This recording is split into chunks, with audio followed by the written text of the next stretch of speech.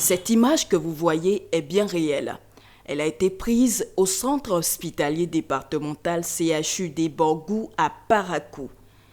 Le sujet souffre de la cellulite cervico-faciale et n'a pas pu survivre, hélas.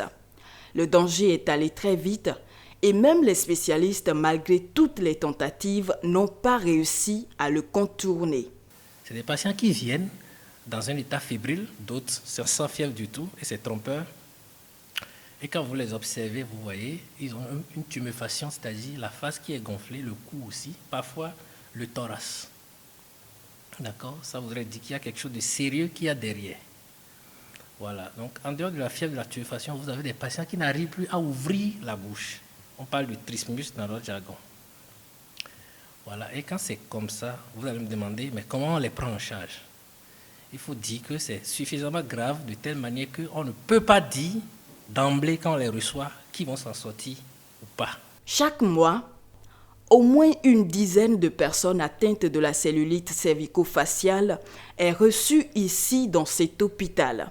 L'une des causes de cette maladie à combattre à tout prix reste, par exemple, les infections dentaires non ou mal traitées.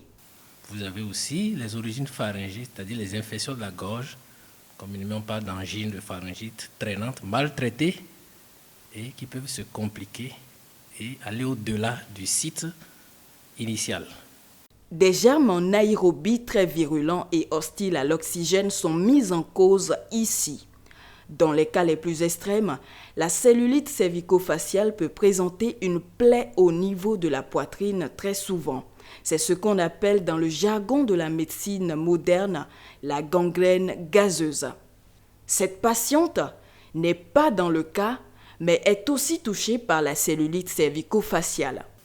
On était allé voir la dentiste, elle nous a prescrit des trucs, elle nous a donné rendez-vous de revenir. Donc, elle va laver, faire le lavage et voir combien de dents elle peut enlever.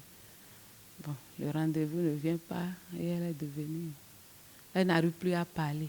Quels sont en réalité les facteurs qui peuvent favoriser aussi vite l'extension de cette infection? Il y a déjà le terrain qui est fragile. La fragilité qui est en rapport avec, par exemple, une infection à VIH, c'est-à-dire une immunodépression à VIH, les diabétiques, par exemple.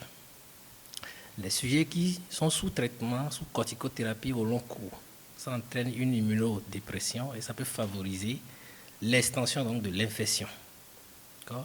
Vous avez également les sujets qui, à cause de la douleur générée par l'infection, prennent des antidouleurs et les antidouleurs habituellement utilisés par ces patients n'ont pas